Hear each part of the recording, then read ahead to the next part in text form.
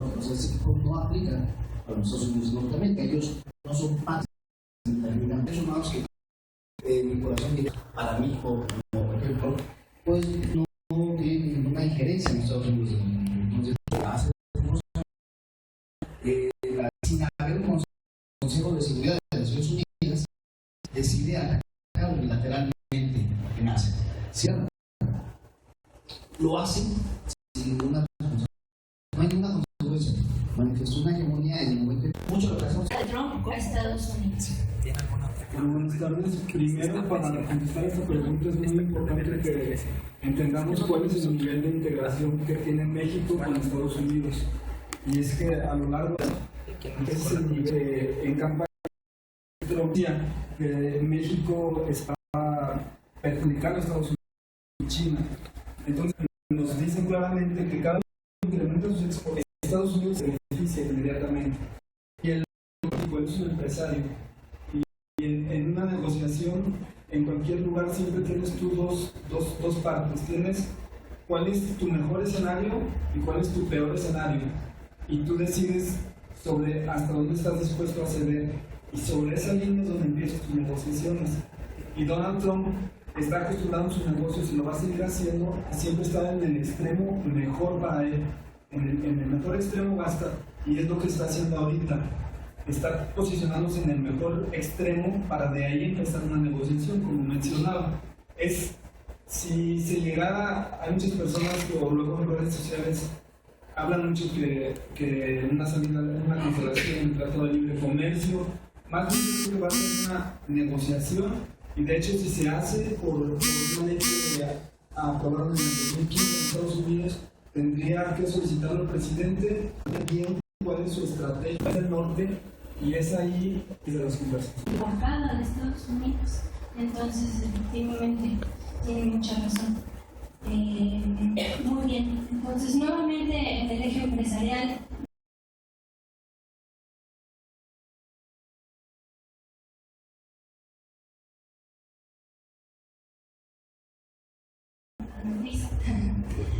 Desde su perspectiva, la construcción del muro entre Estados Unidos y México implicaría un retroceso para la economía mexicana, y también nos gustaría que ampliar un poco más en cuanto a los aranceles, que mucho se teme que la imposición de estos, en cuanto a las amenazas que Bueno, creo que no soy experta. Pero volviendo a la pregunta, que si era un retroceso económico, yo no lo veo como un retroceso económico, más bien el muro representa todo lo que es una crisis social de ideología. Es el sentimiento del mexicano del me están aplastando y se están dejando. Entonces, el muro realmente ya existe. Gran parte de nuestra frontera, cerca de 2.000 millas, creo que es lo que está ya barreado. Es más una cuestión psicológica de cómo yo quiero que tú me veas a mí. Sí, porque en cuestiones de economía lo único que nos puede afectar son los tratados. Sí, el hecho de que de la negociación del NAFTA, todos los países que estamos aglomerados en la OMC, en la Organización Mundial del Comercio, o sea, más bien esa telaraña de tratados es la que nos puede afectar. Yo no lo veo como un retroceso económico en la pared. Para mí, la pared es meramente ideológica, o sea, realmente no. Todo lo que él se queja, nosotros también lo vivimos. México ha dejado de ser un país de tránsito. Antes nosotros éramos, por nuestra ubicación geográfica, pues teníamos este canal, ¿no? Y de migración de El Salvador, Guatemala y todo. Y la verdad es que ya no es así. O sea, México ya es un país de refugio. Ya tenemos ahorita actualmente la cantidad de que están estacionados en nuestro país. Aquí lo vemos, camino a Charcas, Oral de 14, y tú puedes ver a los migrantes ahí. Realmente es más bien un tema, para mí yo creo que es social, es de ideología. Y el muro no representa un retroceso económico, en mi perspectiva. Yo creo que ahorita se va a poner muy interesante en cuanto todo el mundo empiece a tener ir y venir de preguntas y respuestas, porque esto es lo que nos va a enriquecer el panel. Muy seguramente todos están de acuerdo aquí en que el tema es: te sientes aplastado como mexicano, y porque dice el mexicano es el delincuente, y porque el mexicano está en noticias a nivel mundial, y Peña Nieto salió en CNN, y entonces empiezas a ver que en México, y de repente hasta en otros medios de información, información nos están haciendo elevar muy rápido. Y ahorita nosotros ya podemos prevenir y podemos ver cómo es que el presidente de Estados Unidos va a reaccionar. Es un presidente muy testarudo que quiere aplastar, que en realidad a quien quiere molestar es a China, pero nos está usando la diversión y la distracción para poder llegar a su que se da cuenta que sin querer queriendo estando al continente asiático como no tiene una idea. O sea, China pasó de ser un emergente y Donald Trump está ayudando así con todo. Entonces, en temas arancelarios, yo solamente sé que ese impuesto del que estamos hablando de agregar el porcentaje algo que para venderlo allá es ridículo. O sea, a mí como mexicano no me va a costar más. Entonces, para mí que me lo vendan allá más caro, pues a mí es que igual me conviene, ¿no? Dependiendo de estrategias fiscales, y entonces ya podemos entrar en todo un tema de tributación y todo el tema de inversión extranjera. ¿Qué de la inversión extranjera sí se queda aquí? ¿Qué tributa aquí? Las utilidades a dónde van, cómo se van, qué porcentajes de utilidades están siendo revisadas por ahí. Entonces, ya nos vamos más un poco, no del tema arancelario, sino del tema tributario, en mi perspectiva. Recuerden que la que mandó esa representante del gobierno americano en Naciones Unidas les dijo: no, coopera conmigo, lo siento, porque un punto importante es la del mercado de cuando parece que Alemania que manda en Europa, y eso es suficiente. Entonces, ahora es otro lado y están en muchas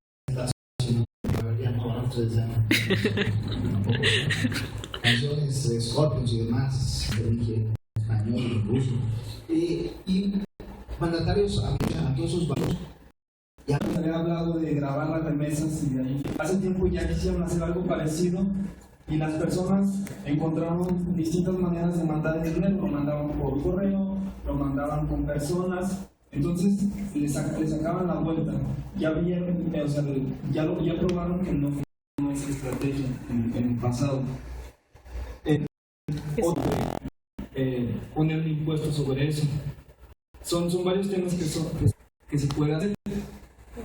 Y en cuanto a la que se hacer en México, yo creo que más que nada esto que está pasando con Estados Unidos deja ver todas las oportunidades que hay internamente. No es tanto porque Estados Unidos puede tomar las decisiones que quiera en sus oportunidades aquí. Tiene que invertir de manera eficiente en el campo.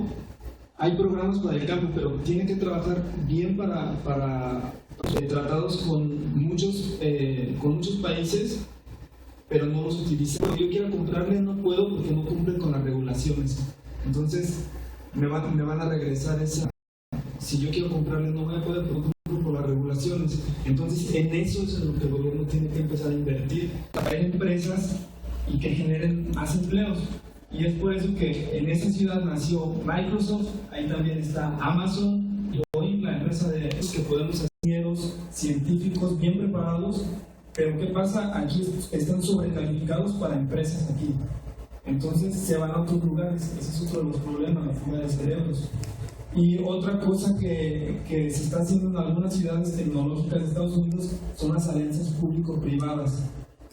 Es decir, dice el gobierno: a ver, empresas, vamos a invertir en educación, ustedes apoyan y por cada dólar que pongan, yo con fondos públicos lo multiplico por X cantidad. Y así es como lanzan programas principalmente enfocados en educación. Es una de las cosas que también aquí podemos hacer, empezar a trabajar ese tipo de alianzas. Esa es mi opinión con respecto. Muchísimas gracias. Muy bien, te voy a ir un poquito a su aportación. En el tema de remesas creo que también es importante que consideremos desde otra perspectiva qué es lo que sucedió en las elecciones de Estados Unidos. Cuando hubo este voto republicano, hubo muchísimo voto latino que votó por él. El tema aquí, ¿quiénes son estos latinos que votaron por él y por por qué votaron por él. Esto es súper importante de analizar. Número uno, sabemos que los cubanos son quienes votaron por él. Y también otro dato importante es que hay mucho mexicano que votó por él y todo el mundo dice, ay, ¿por qué? ¿No? Mexicano contra mexicano. Pero si tú pones en contexto las remesas, ¿sí? Y tú consideras que yo estoy mandando $100, vamos a decir, un día, a México, y hoy el dólar está a 18 pesos, ¿sí? Pero mañana, porque Trump hizo quién sabe qué, el dólar se disparó. A mí me conviene un dólar fuerte, porque mi moneda, que son $100, aquí en México vale más. Entonces también hay que entender ese contexto de qué fue lo que pasó, a quién le conviene que el dólar se dispare, a quién no le conviene que el dólar se dispare, cómo afecta ese flujo de remesas. Evidentemente las remesas, pues bueno, no es opción que se graben, y realmente ellos ya pagan un impuesto, bueno, no un impuesto, un fee, no sé cómo lo llaman ya, por ese tipo de transacciones. Y aquí en México, pues evidentemente las remesas no tributan, ¿no? O sea, en México, como la remesa no llega directamente a un banco, Hacienda no tiene manera de llegar y decir, a ver, demuéstrame, compruébame y págame impuestos sobre tus ingresos. Volviendo a tocar, empezando un poquito el tema de los ingresos, creo que es importante mencionar la situación que tú hablabas del impuesto sobre la nómina y todo esto. Aquí en México, el impuesto sobre la nómina es un impuesto estatal. O sea, es decisión del gobernador y del Congreso tener o no tener.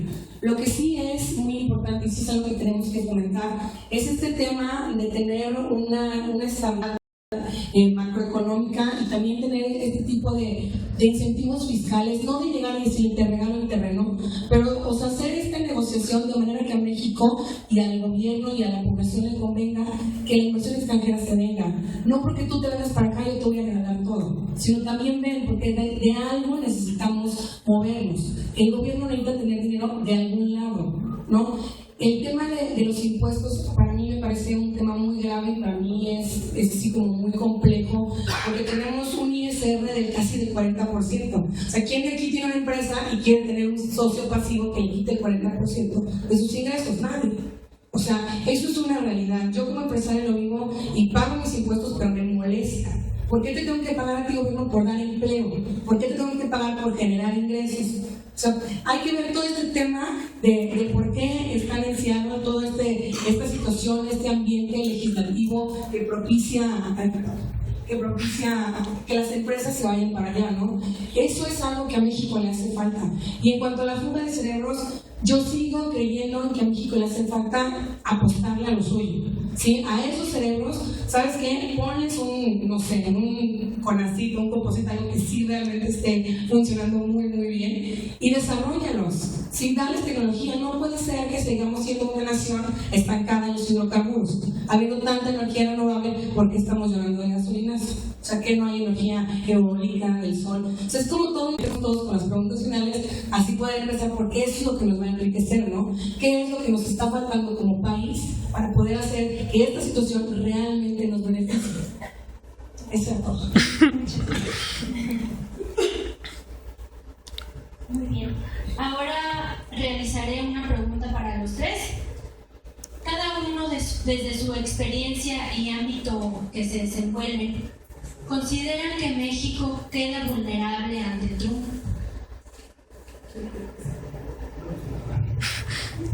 Pero creo que si me atrevo a las políticas públicas, sí. Y lo tomo al comentario de mi grado. Según INEGI, desde el último censo, somos en número redondo 120 millones de personas. De esos 120 millones de personas, pues económicamente activos apenas a la mitad.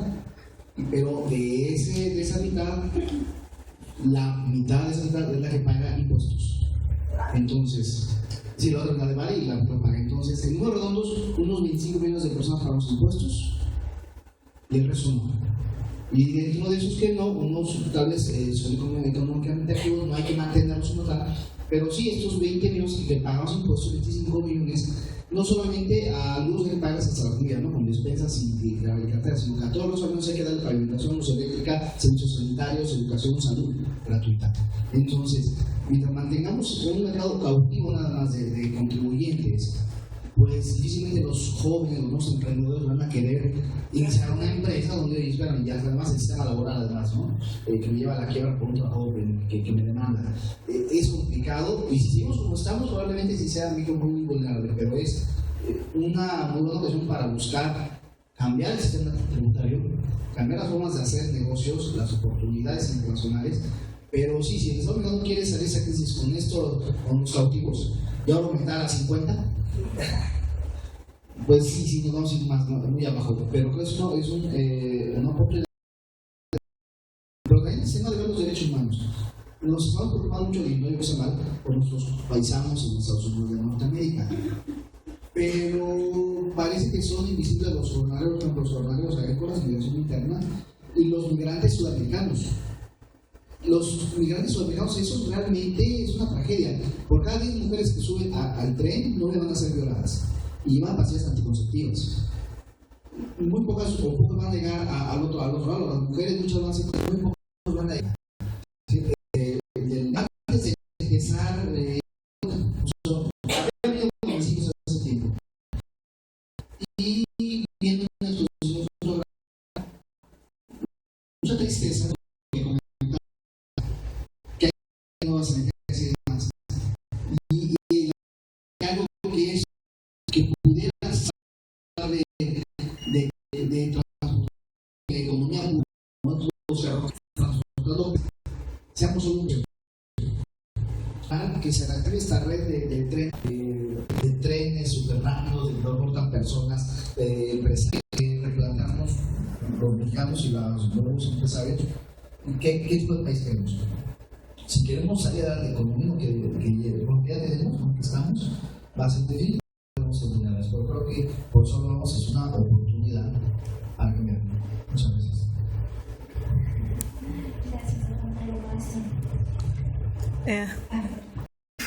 Bueno, desde mi punto de vista, si lo ves desde una percepción de negocios internacionales, pues lógicamente la respuesta va a ser si es vulnerable por el nivel de dependencia.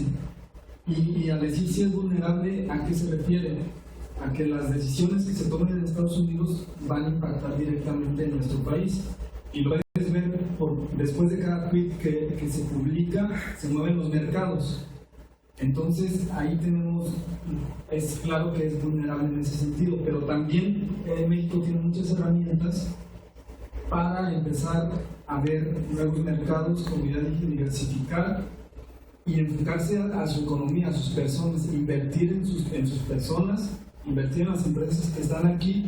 Y otra cosa que seguramente va a salir en la sesión de comentarios, hay que también tener cuidado con las campañas que hay en redes sociales, que muchas veces están hechas, el objetivo debería ser informar y muchas veces sale lo contrario, se hace una desinformación total y nos podemos estar afectando nosotros mismos. Por ejemplo, desde mi punto de vista, el productos nacionales sí es muy importante y tenemos que fomentar que empecemos a consumir más productos hechos en México. Eso está muy bien. También es importante decir que hay muy pocos productos que están 100% hechos en México. El 90% de los productos tienen algún componente de otro lugar, pero sí es importante consumirlos. ¿En qué nos podríamos estar afectando si nosotros nos vamos a copiar a una empresa transnacional? En realidad nos estamos afectando nosotros mismos. Un ejemplo, decían que Starbucks, que no compraran Starbucks, eso pues compra café a productores nacionales y se los compra a precios más altos de lo que compraría una persona. Entonces puedes ir a ese café y comprar un café de Chiapas, tú vas a pagar eso, pero yo creo que México tiene muchas oportunidades y esto va a hacer que se replantee la estructura y la visión que México tiene a futuro, porque normalmente estábamos como en la situación más cómoda, no nos gusta salir de nuestra zona de confort. Aquí estamos el país. Nada más, tengo que meterme con esto. En el tema del consumo local, yo tengo carreterías y sí te puedo decir que no nada más Starbucks, ¿cómo te puedo explicar? Actualmente el café, y esto la verdad es que es malísimo. Yo estoy de acuerdo, yo tengo cafés que son de buenas prácticas de agricultura también. Eso quiere decir que al cafetalero no se le paga mal, las horas de trabajo no son excesivas, etc. Tal vez aquí más bien el replanteamiento vendría siendo a que la gente, estamos en la industria de los servicios, pongamos todas las certificaciones que tienen nuestros productores nacionales. atacando el tema del consumo local. También otro tema que a mí me ha tocado, ¿no? Porque tengo productos que son importados. Entonces me dicen, no, pero es que no le compres a no sé qué empresa porque es transnacional. Y mejor cómprale a la del mercadito de aquí toda la naranja, ¿no? O cosas así. ¿Y sabes qué pasa? Que volvemos al tema de la tributación. Porque a mí Hacienda me exige que yo declare todos mis ingresos, ¿sí? Y yo tengo tasa cero de alimentos. Entonces, ¿qué pasa? Yo tengo que facturar todos mis gastos, pedir el comprobante, ¿no? Y si yo voy con doña María y le digo, factúrame la naranja, me va a decir, ¿cómo crees? Entonces, tenemos todo un tema de un sistema económico que falló. Porque doña María no se va a dar de alta porque no quiere pagar impuestos por vender naranjas, porque Hacienda la mitad del 40%, y entonces estamos así alrededor dándole la vuelta, ¿no? Entonces es todo un tema. Pero contestando tu pregunta, sí, México es vulnerable. Es vulnerable porque estamos conectados, porque pertenecemos a una red de tratados y porque el tweet mueve la bolsa, punto. Así de fácil. ¿Que va a perder valor? Va a perder valor, porque va a perder credibilidad. Conforme el tiempo pasa y pasan sus primeros 100 días y luego los primeros 300, su fuerza va perdiendo. Y cada vez la gente lo está viendo como lo que es una celebridad de televisión y que quiere rating. Y cuando no tiene rating, entonces empieza a ver qué hago, a ver qué molesto para poder generar esa necesidad de atención que yo tengo. Entonces sí nos afecta. Somos vulnerables, pero no porque seamos vulnerables pobrecitos de nosotros. Somos vulnerables porque somos conectados. Punto. Nada más. Ese es mi opinión. Sí, bueno, el ejemplo de la parte de campeón como un ejemplo, y sí, tiene mucha calidad, y eso es incorrecto. Yo te puedo decir, en Canadá visité algunas tiendas de productos. Las de $19 decía hecho en Indonesia y las de $40 decía hecho en México. Y eso a mí me sorprendió porque dije, aquí está, es lo que uno tiene en México, que está más caro que lo que viene de Indonesia y es de mejor calidad. Entonces sí es muy importante que demos una promoción al consumo local. Digo, igual a las empresas extranjeras lo que sería que le den más empuje a las marcas locales.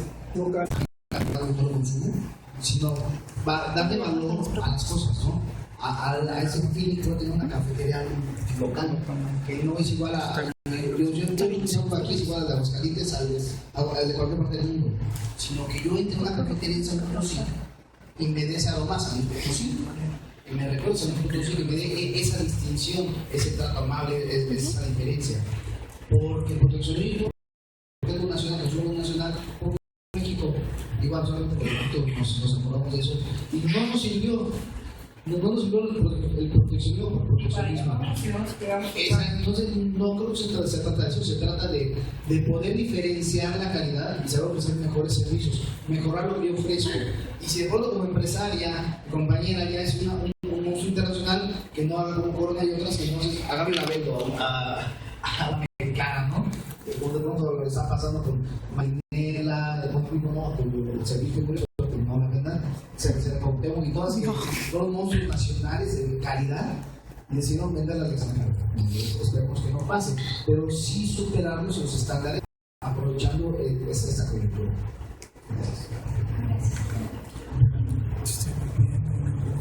Muy bien, ahora abrimos un espacio para preguntas y opiniones que los asistentes quieran realizar a los panelistas, contando con 3 minutos como máximo para cada participación.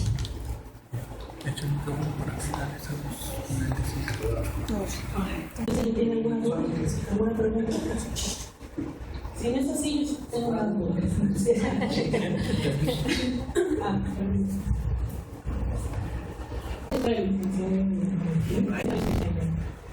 Los mexicanos. Sí, hay una campaña ya usada por personas muy ambiguas donde confiere ciertas facultades a Trump para no necesariamente todo hacerlo vía el Congreso. Norteamérica solo tiene una constitución que nació con 7 artículos.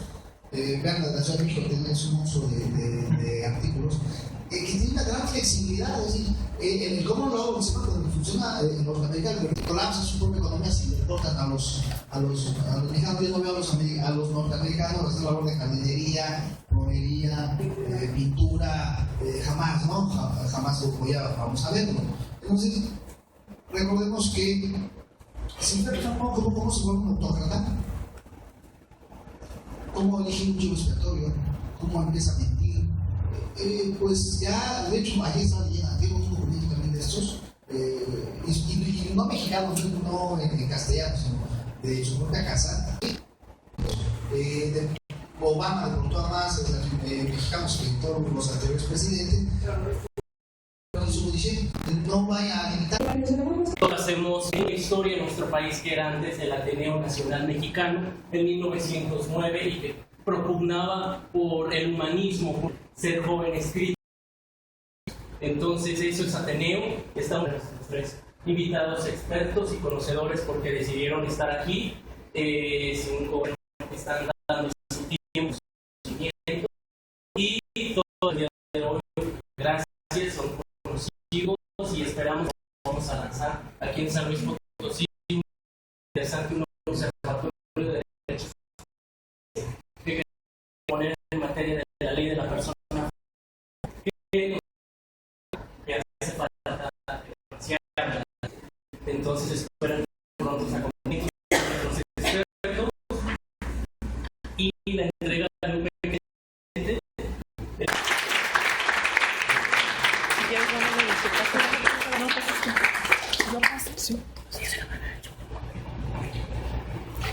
El siguiente reconocimiento es al maestro Sergio Alfredo Montoya, igualmente por participar como panelista en el foro joven.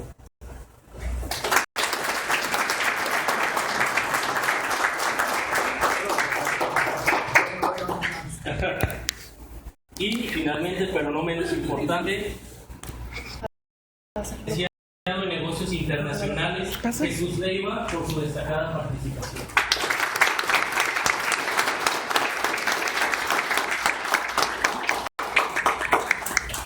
Bueno, pues